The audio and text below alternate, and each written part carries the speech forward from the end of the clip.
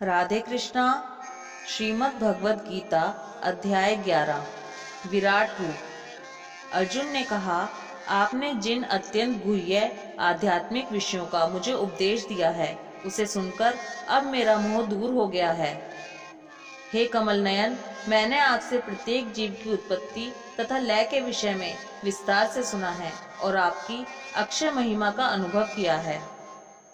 हे पुरुषोत्तम, हे परमेश्वर, यद्यपि आपकी मैं अपने समक्ष आपके द्वारा वर्णित आपके वास्तविक रूप में देख रहा हूँ, किंतु मैं यह देखने का इच्छुक हूँ कि आप इस दृश्य जगत में किस प्रकार प्रविष्ट हुए हैं। मैं आपके उसी रूप का दर्शन करना चाहता हूँ। हे प्रभु, हे योगेश्वर, यदि आप सोचते हैं कि मैं आपके विश्व रूप को देखने में समर्थ हो सकता हूँ, तो कृपा करके मुझे अपना असीम विश्व रूप दिखलाइए। भगवान ने कहा, हे अर्जुन, हे पार्थ, अब तुम मेरे ऐश्वर्य को, सैकड़ों हजारों प्रकार के दैवी तथा विविध रंगों वाले रूपों को देखो। हे भारत, लो, तुम आदित्यों, वसुओं, रुद्रों, अश्वनी कुमारों तथा अन्य देवताओं के विभिन्न रूपों को यहाँ देखो। तुम ऐसे अनेक आश्चर्यमय रूपों को देखो जिन्हें पहले किसी ने ना तो कभी देखा है न सुना है। हे अर्जुन, तुम जो भी देखना चाहो उसे तत्क्षण मेरे इस शरीर में देखो। तुम इस समय तथा भविष्य में जो भी देखना चाहते हो उसको यह विश्व रूप दिखाने वाला है। यहाँ एक ही स्थान पर चर अचर सब कुछ है, किंतु तुम मुझे अपनी इन आंखों से नहीं देख सकते, अतः मैं तुम्हें दिव्य आंखें दे रहा हूँ। अब मेरे योग ऐश्वर्य को देखो। संजय ने कहा, हे राजा, इस प्रकार कहकर महायोगेश्वर भगवान ने अर्जुन को अपना विश्व रूप दिखलाया। अर्जुन ने उस विश्व रूप में असंख्य मुख, असंख्य नेत्र तथा असंख्य आश्चर्य में दृश्य देखे। यह रूप अनेक दैवी आभूषणों से अलंकृत था और उनके दैवी हथियार उठाए हुए था। यह दैवी मालाएं तथा वस्त्र धारण किए था और उस पर अनेक दिव्य सुगंधियां लगी थी। सब कुछ आश्चर्य में, तेज में, असीम तथा सर्वत्र व्याप्त था। यदि आकाश में हजारों सूर्य एक साथ उदय हो तो उनका प्रकाश शायद परम पुरुष के इस विश्व रूप के तेज की समता कर सके। उस समय अर्जुन भगवान के विश्व रूप में एक ही स्थान पर स्थित हजारों भागों में विभक्त ब्रह्मांड के अनंत अंशों को देख सका। तब मोहग्रस्त एवं आश्चर्यचकित रोमांचित हुए अर्जुन ने प्रणाम करने के लिए मस्तक झुकाया और वह हाथ जोड़कर भगवान से प्रार्थना करने लगा। अर्जुन ने कहा, हे भगवान कृष्ण, मैं आपके शरीर में सारे देवताओं तथा अन्य विविध जीवों को एकत्र देख रहा हूँ।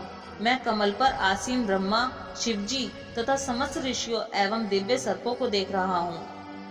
हे विश्वेश्वर, हे विश्वरूप, मैं आपके शरीर में अनेकानेक हाथ, पेट, मुंह तथा आंखें देख रहा हूँ, जो सर्वत्र फैले हैं और जिनका अंत नहीं है। आप में न अंत दिखता है, न मध्य और न आदि। आपके रूप को उसके चकाचौंध तेज के कारण देख पाना कठिन है, क्योंकि वह प्रज्वलित अग्नि की भांति अथवा सूर्य के अपार प्रकाश की भांति चारों ओर फैल रहा है। तो भी मैं इस तेजोमय रूप को सर्वत्र देख रहा हूँ, जो अनेक मुकुटों, गदाओं तथा चक्रों से विभूषित है। आप परम आद्य गेय वस्तु हैं। आप इस ब्रह्मांड के परम आधार हैं। आप अव्यय तथा पुराण पुरुष हैं। आप सनातन धर्म के पालक भगवान हैं। यही मेरा मत है। आप आदि, मध्य तथा अंत से रहित हैं। आपका यश अनंत है। आपकी असंख्य भुजाएं हैं और सूर्य तथा चंद्रमा आपकी आंखें हैं। मैं आपके मुख से प्रज्वलित अग्नि निकलते और आपके तेज से इस संपूर्ण ब्रह्मांड को जलते हुए देख रहा हूँ। यद्यपि आप एक हैं, किंतु आप आकाश तथा सारे लोकों एवं उनके बीच के समस्त अवकाश में व्याप्त हैं। हे महापुरुष, आपके इस अद्भुत तथा भयानक रूप को देखकर सारे लोग भयभीत हैं। देवों का सारा समूह आपकी शरण ले रहा है और आप में प्रवेश कर रहा है। उनमें से कुछ अत्यंत भयभीत होकर हाथ जोड़े आपकी प्रार्थना कर रहे हैं। महर्षियों तथा सिद्धों के समूह कल्याण हो कहकर वैदिक स्त्रोतों का पाठ करते हुए आपकी स्तुति कर रहे हैं। शिव के विविध रूप, आदित्यगण, वसु, साध्य, विश्वदेव, दोनों अश्विनी कुमार, मरुदगण, पितृगण, गंधर्व, यक्ष, असुर तथा सिद्धदेव सभी आपको आश्चर्यपूर्वक देख रहे हैं। हे महाबाहु, आपके इस अनेक मुख, नेत्र, बाहु, जंघा, पांव, पेट तथा भयानक दांतों वाले विराट रूप को देखकर देवतागण सहित सभी लोग अत्यंत विचलित हैं और उन्हीं की तरह मैं भी हूँ। हे सर्वव्यापी विष्णु, नाना ज्योतिर्मय रंगों से युक्त आपको आकाश का स्पर्श करते, मुख फैलाए तथा बड़ी बड़ी चमकती आंखें निकाले देखकर भय से मेरा मन विचलित है। मैं ना तो धैर्य धारण कर पा रहा हूँ, न मानसिक संतुलन ही पा रहा हूँ। हे देवेश, हे जगनिवास, आप मुझ पर प्रसन्न हो। मैं इस प्रकार से आपके प्लयाग्नि स्वरूप मुखों को तथा विकराल दांतों को देखकर अपना संतुलन नहीं रख पा रहा। मैं सब ओर से मोहग्रस्त हो रहा हूँ। धृतराष्ट्र के सारे पुत्र अपने समस्त सहायक राजाओं सहित तथा भीष्म, द्रोण, कर्ण एवं हमारे प्रमुख योद्धा भी आपके विकराल मुख में प्रवेश कर रहे हैं। उनमें से कुछ के शिरों को तो मैं आपके दांतों के बीच चूर्णित हुआ देख रहा हूँ। जिस प्रकार नदियों की अनेक तरंगे समुद्र में प्रवेश करती हैं, उसी प्रकार ये समस्त महान योद्धा भी आपके प्रज्वलित मुखों में प्रवेश कर रहे हैं। मैं समस्त लोगों को पूर्ण वेग से आपके मुख में उसी प्रकार प्रविष्ट होते देख रहा हूँ, जिस प्रकार पतंगे अपने विनाश के लिए प्रज्वलित अग्नि में कूद पड़ते हैं। हे विष्णु, मैं देखता हूँ कि आप अपने प्रज्वलित मुखों से सभी दिशाओं के लोगों को निगले जा रहे हैं। आप सारे ब्रह्मांड को अपने तेज से आपूरित करके अपने विकराल झुलसाती किरणों सहित प्रकट हो रहे हैं। हे देवेश, कृपा करके मुझे बतलाइए कि इतने उग्र रूप में आप कौन हैं? मैं आपको नमस्कार करता हूँ। कृपा करके मुझ पर प्रसन्न हो। आप आदि भगवान हैं। मैं आपको जानना चाहता हूँ, क्योंकि मैं नहीं जान पा रहा हूँ कि आपका प्रयोजन क्या है। भगवान ने कहा, समस्त जगतों को विनष्ट करने वाला काल मैं हूँ और मैं यहाँ समस्त लोगों का विनाश करने के लिए आया हूँ। तुम्हारे पांडवों के सिवा दोनों पक्षों के सारे योद्धा मारे जाएंगे। अतः उठो, लड़ने के लिए तैयार हो और यश अर्जित करो। अपने शत्रुओं को जीतकर संपन्न राज्य का भोग करो। ये सब मेरे द्वारा पहले ही मारे जा चुके हैं और हे सव्यसाची, तुम तो युद्ध में केवल निमित्त मात्र हो सकते हो। द्रोण, भीष्म, जयद्रथ, कर्ण तथा अन्य महान योद्धा पहले ही मेरे द्वारा मारे जा चुके हैं।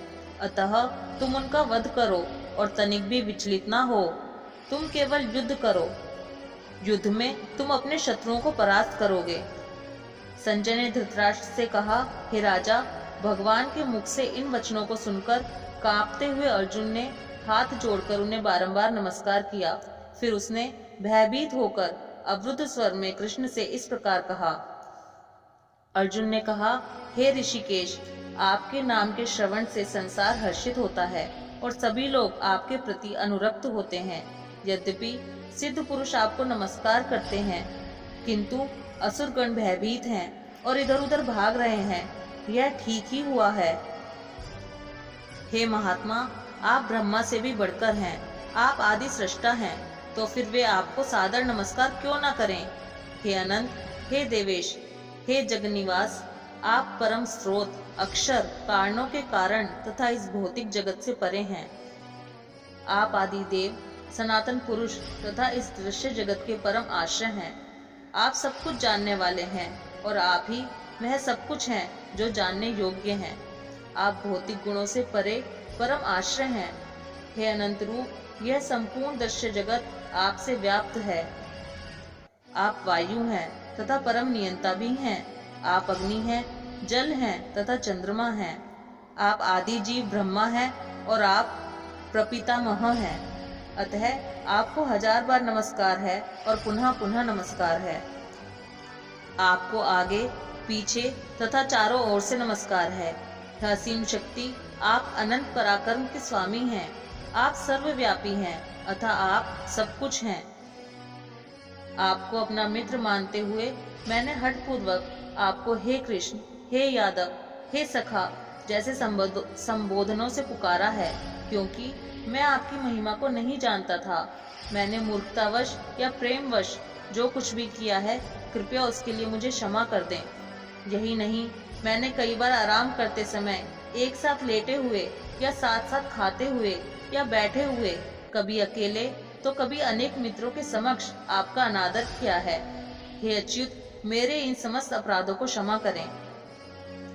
आप इस चर तथा अचर संपूर्ण दृश्य जगत के जनक हैं। आप परम पूज्य महान आध्यात्मिक गुरु हैं। ना तो कोई आपके तुल्य है, ना ही कोई आपके समान हो सकता है। हे अतुल शक्ति वाले प्रभु, भला तीनों लोकों में आपसे बढ़कर कोई कैसे हो सकता है। आप प्रत्येक जीव द्वारा पूजनीय भगवान हैं, अतः मैं गिरकर सादर प्रणाम करता हूँ और आपकी कृपा की याचना करता हूँ। जिस प्रकार पिता अपने पुत्र की ठिठाई सहन करता है, या मित्र अपने मित्र की घृष्टता सह लेता है, या प्रिय अपनी प्रिया का अपराध सहन कर लेता है, उसी प्रकार आप कृपा करके मेरी त्रुटियों को सहन कर लें। पहले कभी न देखे गए आपके इस विराट रूप का दर्शन करके मैं पुलकित हो रहा हूँ, किंतु साथ ही मेरा मन भयभीत हो रहा है। अतः आप मुझ पर कृपा करें और हे देवेश, हे जगन निवास, आप पुरुषोत्तम भगवान स्वरूप पुनः दिखाएं। हे विराट रूप, हे सहस्त्रभुज भगवान, मैं आपके मुकुटधारी चतुर्भुज रूप का दर्शन करना चाहता हूँ, जिसमें आप अपने चारों हाथों में शंख, चक्र, गदा तथा पद्म धारण किए हुए हों। मैं उसी रूप को देखने की इच्छा करता हूँ। भगवान ने कहा, हे अर्जुन, मैंने प्रसन्न होकर अपनी अंतरंगा शक्ति के बल पर तुम्हें इस संसार में अपने इस परम विश्व रूप का दर्शन कराया है। इसके पूर्व अन्य किसी ने इस असीम तथा तेजो में आदि रूप को कभी नहीं देखा था। हे कुरुश्रेष्ठ, तुमसे पूर्व मेरे इस विश्व रूप को किसी ने नहीं देखा, क्योंकि मैं ना तो वेदाध्ययन के द्वारा, न यज्ञ, दान, पुण्य या कठिन तपस्या के द्वारा इस रूप में इस संसार में देखा जा सकता हूँ। तुम मेरे इस भयानक रूप को देखकर अत्यंत विचलित एवं मोहित हो गए हो। अब इसे समाप्त करता हूँ। हे मेरे भक्त, तुम समस्त चिंताओं से पुनः मुक्त हो जाओ। तुम शांत चित्त से अब अपना इच्छित रूप देख सकते हो। संजय ने धृतराष्ट्र से कहा।